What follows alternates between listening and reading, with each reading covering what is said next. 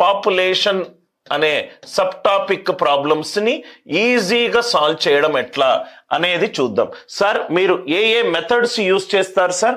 ఈ population based ప్రాబ్లమ్స్లో నేను concepts ఏవేవి యూజ్ చేస్తానో మీకు అందరికీ తెలుసు. అరిథమెటిక్లో 80% క్వశ్చన్లు నేను ఈ కాన్సెప్ట్స్ యూజ్ చేసే సాల్వ్ చేస్తాను. సార్ ఏంటి సార్ ఆ concepts? First one prime number divisibility rule, ప్రధాన సంఖ్య యొక్క భాజనీయత సూత్రము. Prime number divisibility rule, right? చాలా ఇంపార్టెంట్ కాన్సెప్ట్. ప్రైమ్ నంబర్ యొక్క ప్రధాన సంఖ్య భాజనీయత సూత్రము. ఈ 4 కాన్సెప్ట్స్ మీకు అర్థమవుతే చాలా క్వశ్చన్స్ ని చాలా ఈజీగా సాల్వ్ చేయొచ్చు.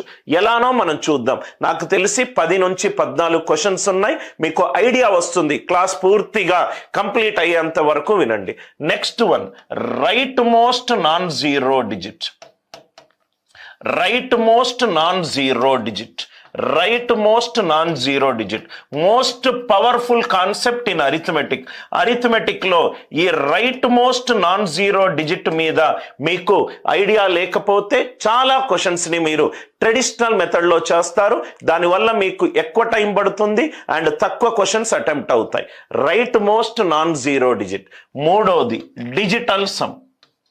మూడోది డిజిట్ సమ్. మూడోది డిజిట్ సమ్. నాలుగోది అప్రాక్సిమేషన్. నాలుగోది అప్రాక్సిమేషన్. ఐదో కాన్సెప్ట్ వచ్చేసరికి అప్పుడప్పుడు అప్రాక్సిమేషన్లో మనము సక్సెసివ్ పర్సంటేజ్ అప్రాక్సిమేషన్ యూస్ చేసి కొన్ని ఆన్సర్ ఆప్షన్స్ తప్పు అని మనం చెప్తాం. ఈ 5 కాన్సెప్ట్స్ మీరు క్లాస్ తర్వాత నేర్చుకుంటారు sir. Right most non zero digit, prime number divisibility rule, digital sum, approximation and successive percentage. ప్రతి ఒక్కటి సార్ ఏ మెథడ్ నేను క్వశ్చన్కి యూజ్ చేయాలి అనేది ఆ క్వశ్చన్ యొక్క మెరిట్ మీద ఆధారపడి ఉంది. మీరు క్రికెట్ ఆడుతున్నారు సార్, నేను బ్యాట్ స్ట్రైట్గా పెట్టి ఆడతా సార్, అన్ని బాల్ అట్లా ఆడతా సార్ అంటే అది క్రికెట్ ఆడే ఒక ప్రొఫెషనల్ క్రికెటర్ అలా ఆడాడు. బాల్ యొక్క మెరిట్ని బట్టి బౌన్స్ అయితే ఒక రకంగా ఆడతాడు, షార్ట్ పిచ్ అయితే ఒక రకంగా ఆడతాడు, టాస్ అయితే ఒక రకంగా ఆడతాడు. బాల్ ఎట్లా వస్తుందో దాన్ని బట్టి తన బ్యాట్ యొక్క యాంగిల్ని మార్చుకుంటూ వెళ్తాడు. సేమ్ దీంట్లో మనము క్వశ్చన్ మెరిట్ ప్రకారము ఎక్కువ ప్రాక్టీస్ చేస్తే మనకు ఏ మెథడ్ ఫాస్ట్గా వస్తుందో అలవాటు అవుతుంది. ప్రతి ఒక్క క్వశ్చన్ని చాలా జాగ్రత్తగా అబ్జర్వ్ చేయండి సార్. మీరు నేర్చుకున్న method plus Anil Nair's way of solving, ఈ 2 డిఫరెన్స్ ఏంటో క్లాస్ తర్వాత మీకు అర్థమవుతుంది. A district has 64,000 inhabitants. ఒక గ్రామంలో 64,000 మంది నివసిస్తున్నారు. ఒక డిస్ట్రిక్ట్ లో 64,000 మంది నివసిస్తున్నారు. ఇది అర్థమైంది. ఫస్ట్ పాయింట్ అర్థమైంది. If the population increases at the rate of 2.5%, 2.5% అంటే 2.5% పర్ యానం అంటే ప్రతి సంవత్సరము పాపులేషన్ అక్కడ ఉన్న జనాభా 2.5% గ్రో అవుతూ వెళ్తుంది. ఫస్ట్ ఇయర్లో 2.5% గ్రో అయింది, సెకండ్ ఇయర్లో 2.5% గ్రో అయింది. అలా మొత్తం ఎన్ని సంవత్సరాలు గ్రో అయింది? 3 సంవత్సరాలు గ్రో అయింది. సో ఇనీషియల్గా ఆ డిస్ట్రిక్ట్లో ఉన్న ప్రస్తుతం జనాభా ఎంత? 64,000. ఫస్ట్ ఇయర్ 2.5% గ్రో అయింది, సెకండ్ ఇయర్ 2.5% గ్రో అయింది, మూడో ఇయర్ 2.5% గ్రో అయింది. గ్రో అయిపోయిన తర్వాత వచ్చిన ఫైనల్ వాల్యూ ఎంత? ఈ క్వశ్చన్ నేను మీకు ఇస్తే మీరు అందరూ కూడా రైట్ ఏ ఒక ట్రెడిషనల్ మెథడ్లో సాల్వ్ చేస్తారు. నవ్వు ఇక్కడ చూద్దాం సార్. అనిల్ నాయర్స్ వే. ఈ క్వశ్చన్ని నేనైతే ఎలా సాల్వ్ చేస్తాను ఒకసారి ఇక్కడ చూడండి sir. Anil Nair's way of solving. ఈ వే అనేది కొంచెం మీకు అలవాటు అవుతే క్వశ్చన్ చూడంగానే ఆన్సర్ వచ్చే ఛాన్సెస్ చాలా ఎక్కువగా ఉంది సార్. రైట్ నౌ ఒకసారి మనం ఇక్కడ ఫస్ట్ ఇనీషియల్గా ఎంతమంది ఉన్నారు? 64 మంది ఉన్నారు. ఇనీషియల్గా జనం ఎంత? 64,000 మంది. ఇనీషియల్ జనం ఎంత? 64,000 మంది. ఒక్క నిమిషం సార్. ఇనీషియల్ జనము 64,000 మంది. ప్రతి సంవత్సరము రైట్ ఎంత పెరుగుతుంది జనాలు 2.5% పెరుగుతుంది. ఇక్కడ మనకు అర్థం కావాల్సింది పర్సంటేజ్ పెరుగుదలైనా పర్సంటేజ్ తగ్గుదలైనా దాని అర్థం ఏంటంటే change on initial value, change on initial value, right. Percentage పెరిగినా పర్సంటేజ్ తగ్గినా, right, that is change on initial value. అంటే 2.5% పెరిగింది. 2.5% అంటే 2.5% ఇంక్రీజ్, అంటే 100 మీద 2.5 పెరిగింది. 100 మీద 2.5 పెరిగింది. అంటే ఇదేమవుతుందో చూద్దాం. 100 మీద మొదటి సంవత్సరం తర్వాత 2.5 పెరిగింది. 100 మీద 2.5 పెరిగితే ఇదేంటి సార్? Initial value. ఇదేంటి? 2.5 పెరిగింది. 100 మీద 2.5 పెరిగితే ఫైనల్ వాల్యూ ఏమవుతుంది? 102.5. అలానే రెండో సంవత్సరం కూడా 102.5. అలానే మూడో సంవత్సరం కూడా రైట్ 102.5. మూడో సంవత్సరం కూడా 102.5 ఇంటూ 100. ఈ ఈక్వేషన్ అందరికీ అర్థమైంది అనుకుంటా. ఈ ఈక్వేషన్ ఎక్కడి నుంచి వచ్చింది sir? Final value is equivalent to initial value into percentage right change into percentage change. ఈ కాన్సెప్ట్ నుంచి వచ్చింది. ఇనీషియల్గా ఆ డిస్టిక్లో ఎంతమంది ఉన్నారు? 64,000 మంది ఉన్నారు. మొదటి సంవత్సరం అయిపోయింది. అయిపోయిన తర్వాత 100 మీద 2.5 పెరిగింది, అంటే 102.5. 100 మీద 2.5 పెరిగింది, అంటే 102.5. 100 మీద 102.5 పెరిగింది, అంటే 102.5. దయచేసి మీరు క్యాల్కులేషన్ చేసి ఇలా సింప్లిఫై చేసి చెయ్యకూడదు. ఇలా సింప్లిఫై చేసి మీరు చెయ్యకూడదు. అంటే మీరు జస్ట్ క్వశ్చన్ చూడంగానే మీకు ఆన్సర్ ఒక డిజిటల్ సమ్ కాన్సెప్ట్ యూజ్ చేద్దాం. డిజిటల్ సమ్ కాన్సెప్ట్ యూజ్ చేస్తే 64, 6 ప్లస్ 4 10. 10 డిజిటల్ సమ్ అంటే 1. 5 plus 2 7, 7 plus 1 8.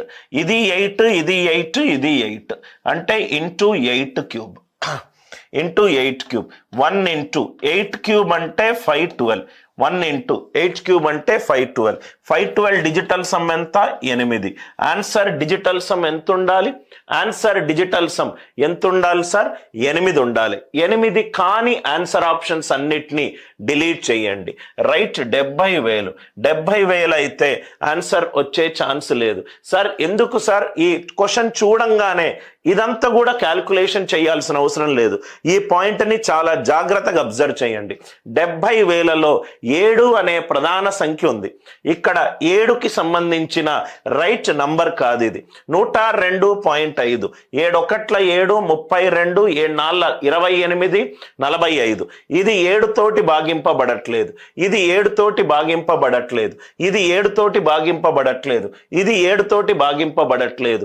Left hand side 7 తోటి భాగింపబడితే రైట్ హ్యాండ్ సైడ్ లో ఏదో ఒక నంబర్ కి ఆర్ మోర్ దాన్ 1 నంబర్ కి 7తో భాగింపబడాలి. ఏది కావట్లేదు. క్వశ్చన్ చూడంగానే ఈ చిన్న చిన్న పాయింట్లను చాలా జాగ్రత్తగా అబ్జర్వ్ చేయండి. క్వశ్చన్ చూడంగానే 70,000 తీసేశాను. డిజిటల్ సమ్ 8 ఉండాలి. ఎక్కడైతే 9 ఉందో డిజిటల్ సమ్ అంటే 9 తోటి భాగాహారించిన తర్వాత వచ్చిన శేషం 9 తీసేయండి. 8 ప్లస్ 1 తీసేయండి. 6 ప్లస్ 1 ఎంత? 7. నాకు డిజిటల్ సమ్ ఏం రావాలి? నాకు డిజిటల్ సమ్ ఏం రావాలి సార్? నాకు డిజిటల్ సమ్ 8 రావాలి. ఇక్కడ 6 ప్లస్ 2 8 ఇక్కడ వస్తుంది. ఇక్కడ 9 పోయింది. 8 ప్లస్ 1 9. 6 ప్లస్ 2 8. అంటే దీనికి డిజిటల్ సమ్ 8 ఉంది, దీనికి డిజిటల్ సమ్ 8 ఉంది. డిజిటల్ సమ్ అనే కాన్సెప్ట్ యూజ్ చేసిన తర్వాత నాకు ఆప్షన్ 1 పోయింది, ఆప్షన్ డి పోయింది. ఆర్ ప్రైమ్ నంబర్ ప్రధాన సంఖ్య యొక్క భాజనీయత సూత్రం యూజ్ చేసిన తర్వాత నాకు 70,000 పోయింది. ఆన్సర్ ఇంపార్టెంట్ కాదు. నేను చెప్పే కాన్సెప్ట్స్ ని చాలా కేర్ఫుల్ గా విని నోట్స్ లో రాసుకోండి. 69,200, 68,921. నా ఇక్కడ చూడండి సార్, 2.5/100 అంటే ఇది 40 మీద 1 పెరిగింది. 40 మీద 1 పెరిగింది అంటే ఈ మొత్తం వాల్యూని నేను 40/41గా రాసుకోవచ్చు. 40 బై రైట్ 41 41 41 ఐఎమ్ రైట్ 41/40గా రాసుకోవచ్చు. అంటే ఇక్కడ నాకు 41 అనే ప్రధాన సంఖ్య ఉంది. నేను జనరల్గా మీరు సాల్వ్ చేస్తే 41/40 41/40 41/40 మీరు ఎలా సాల్వ్ చేస్తారంటే 64,000 ఇంటూ 41/40 41/40 41/40 క్యాన్సల్ అయిపోతే రైట్ ఇది మీరు ఇలా చేస్తారు. Are you all with me? అది కూడా రైట్ పద్ధతే. అక్కడి నుంచి కూడా మీకు right most non zero digit చూసినా మీకు ఆన్సర్ వస్తుంది. 1 1s are 1 1 1s are 1. ఆన్సర్లో unit digit 1 ఉండాలి కాబట్టి బి ఆప్షన్ పోయింది. అలా కూడా మీరు సాల్వ్ చేసుకోవచ్చు. అలా కాకుండా ఇంకోటి కూడా చూడండి సార్, ఒక కొత్త కాన్సెప్ట్ చెప్తాను చూడండి. ఇక్కడ 41 ఉంది. 41 అనే ప్రధాన సంఖ్య యొక్క భాజనీయతా సూత్రం 41 డివిజిబిలిటీ రూల్. 41 డివిజిబిలిటీ రూల్ నేను ప్రీవియస్ ఒక క్లాస్లో చెప్పాను. ఏదైనా ప్రధాన సంఖ్యకు భాజనీయతా సూత్రం ఎలా కనుక్కోవాలి? యూనిట్ డిజిట్ దగ్గరికి వెళ్ళండి. ఆ యూనిట్ డిజిట్ని ఏ సహజ సంఖ్యతోటి లబ్ధం చేసి మిగతా దాన్ని కూడినా రైట్ సబ్ట్రాక్ట్ చేసినా మనకు అదే నంబర్ రావాలి. 1 4s are 4 4 minus 4 0. చాలా ఇంపార్టెంట్ పాయింట్, నోట్స్లో రాసుకోండి సార్. ఇది జనరల్గా మీకు టెక్స్ట్ బుక్లో దొరకదు. 41 యొక్క భాజనీయతా సూత్రం 41 యొక్క భాజనీయతా సూత్రము రైట్. 41ని ఏ అనుకుంటే దాని యొక్క భాజనీయతా సూత్రము 4b మైనస్ ఏ. 4b మైనస్ ఏ చాలా ఇంపార్టెంట్ పాయింట్. 41 అనే ఒక ప్రధాన సంఖ్య యొక్క భాజనీయతా సూత్రము ఎంత సార్? 4b మైనస్ ఏ. 4b మైనస్ ఏ. నాకు క్వశ్చన్కి ఆన్సర్ రావడం నా ఇంటెంట్ కాదు. క్వశ్చన్లో ఏ కాన్సెప్ట్లు యూజ్ చేసి ఆన్సర్ వస్తుందో చెప్పే పద్ధతి. ఎందుకంటే క్వశ్చన్ మారినా ఆ కాన్సెప్ట్ మీకు అర్థమవుతే కొత్త క్వశ్చన్ ఇస్తే మీరు కాన్సెప్ట్ చేయగలుగుతారు. నాకు ఎఫెక్ట్ ఇంపార్టెంట్ కాదు, నాకు cause important. So 4b minus a ఆన్సర్లో ఏం చేయాలి? రైట్ యూనిట్ డిజిట్ని 4 తోటి మల్టిప్లై చేసి మిగతా దాని నుంచి తీసేయాలి. 0 0 పోతే 2 4 ఎంత? 8. 69 నుంచి 8 పోతే మిగిలింది 61. 61 అనేది 41 తోటి డివైడ్ కాదు కాబట్టి ఆన్సర్ ఎంత? Option c. ఆన్సర్ ఎంత? Option c. మళ్ళీ చెప్తున్నాను, స్టెప్ బై స్టెప్ చెప్తున్నాను, చాలా జాగ్రత్తగా వినండి. రైట్ ఏమేమి కాన్సెప్ట్స్ ఈ క్వశ్చన్ ద్వారా నేర్చుకున్నారు కూడా స్టెప్ తర్వాత చెప్పిన తర్వాత చెప్తాను. ఫస్ట్ ఇనీషియల్గా ఒక డిస్టిక్లో 64,000 మంది ఉన్నారు. ఇనీషియల్గా ఒక డిస్టిక్లో 64,000 మంది ఉన్నారు. సంవత్సరం గడిచింది, 2.5% పెరిగింది. 100 మీద 2.5 పెరిగితే 102.5. మళ్ళీ సెకండ్ ఇయర్ 100 మీద 2.5 పెరిగింది. 100 మీద 102.5. 100 మీద 3వ సంవత్సరం కూడా 102.5 పెరిగింది. క్వశ్చన్ చూడంగానే అన్నీ కూడా డిజిటల్ సమ్లో ఉన్నాయి. ఇక్కడ ఒక ఇంపార్టెంట్ పాయింట్ రాసుకోండి. ఇక్కడ హారంలో ఏ నంబర్ ఉంది? 100 100 100. డిజిటల్ సమ్ ఎప్పుడు యూజ్ చేయొచ్చు మనము?